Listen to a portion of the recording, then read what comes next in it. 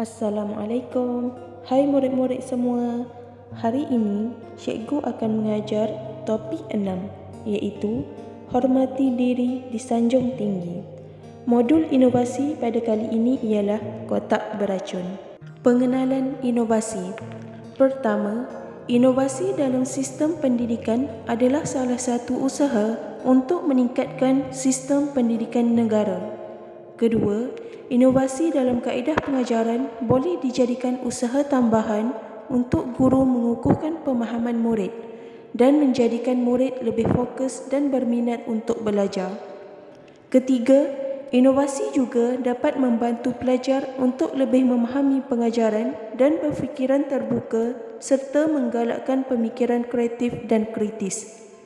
Keempat, guru juga boleh menggalakkan pelajar menggunakan kemahiran bersosial, kemahiran berfikir dan meningkatkan daya kreativiti pelajar. Objektif inovasi. A.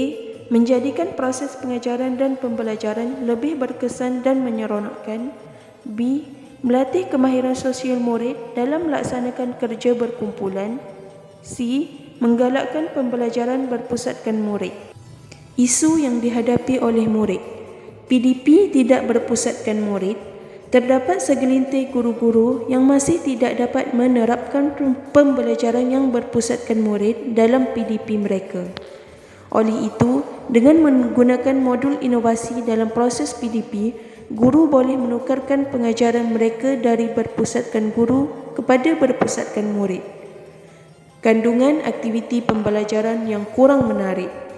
Pembelajaran yang hanya berpandukan aktiviti buku teks adalah pembelajaran yang terbatas dari aspek pemikiran kritis dan kreatif.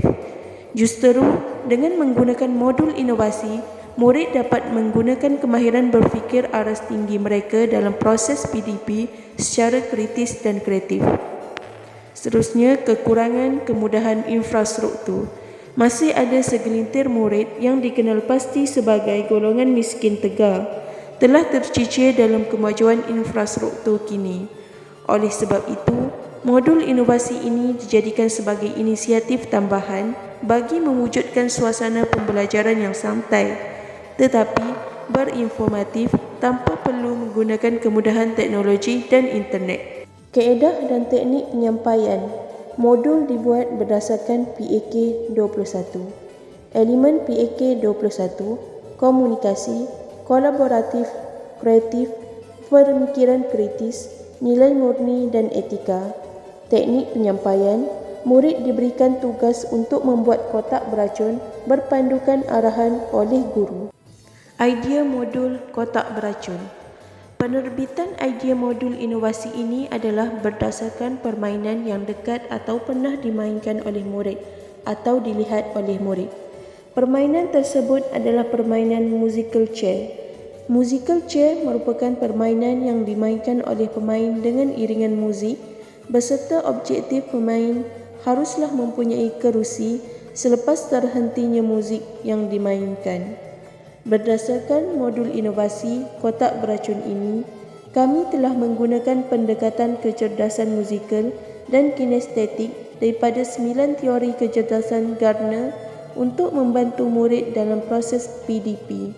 Proses penghasilan dan hasil akhir modul.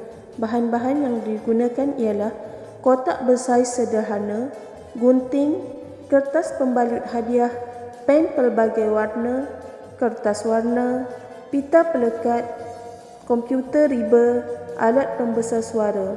Maka terhasillah kotak beracun. Cara dan syarat permainan. Guru meminta murid untuk duduk di tempat duduk masing-masing, manakala guru pula akan berada di hadapan kelas. Secara rawak, guru akan memberikan kotak beracun kepada salah seorang murid yang terpilih. Murid tersebut akan memegang kotak beracun dan apabila murid mendengar muzik dimainkan, murid yang memegang kotak beracun, murid tersebut perlu memberikan kotak tersebut kepada rakan sekelas yang berada di sebelahnya dan diteruskan sehingga muzik berhenti.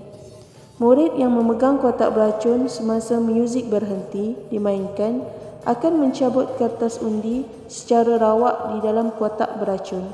Murid yang terpilih tadi dikehendaki menjawab soalan pada kertas yang diundi tadi dan akan mendapat markah sekiranya berjaya menjawab dengan betul. Contoh soalan modul. Pertama, sebutkan 2 sikap hormati diri yang murid ketahui. Kedua, apakah kebaikan yang diperoleh sekiranya kita menghormati diri sendiri? Ketiga, sebutkan mengapa menghormati diri itu sangat penting untuk dipraktikkan. Keempat, apakah kesan sekiranya kita tidak menghormati diri sendiri? Kelima, berdasarkan buku teks halaman 25, berikan perbezaan antara kedua situasi berikut. Keenam, pada pendapat anda, adakah dengan menghormati diri sendiri akan membuatkan orang lain menghormati diri kita? Pentaksiran modul. Tahap penguasaan murid pertama.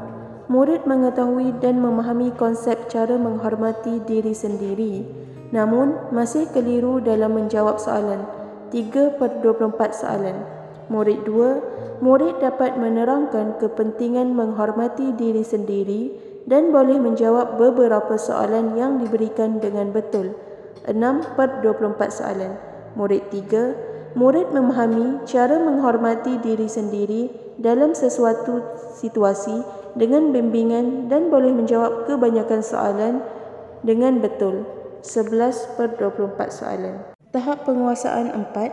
Murid memahami cara menghormati diri sendiri dalam pelbagai situasi dan boleh menjawab hampir semua soalan dengan betul. 15/24 soalan. Penguasaan 5.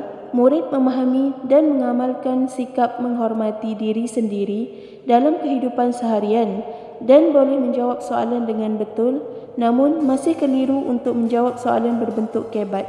19/24 soalan. Tahap penguasaan 6.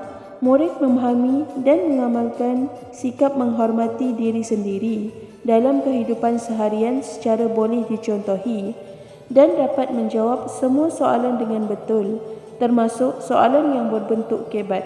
24/24 soalan. Maka berakhirlah modul kita pada hari ini. Cikgu nak ucapkan terima kasih kepada semua pelajar yang telah memberi komitmen dan kerjasama yang baik sepanjang aktiviti ini berlangsung. Jumpa lagi. Bye-bye.